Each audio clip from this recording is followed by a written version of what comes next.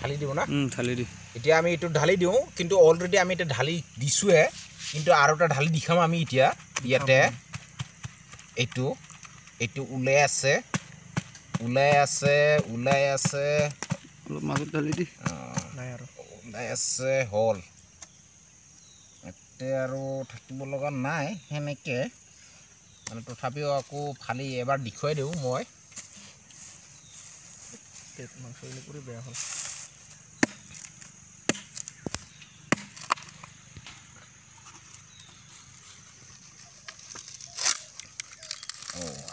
আছে মানে আছে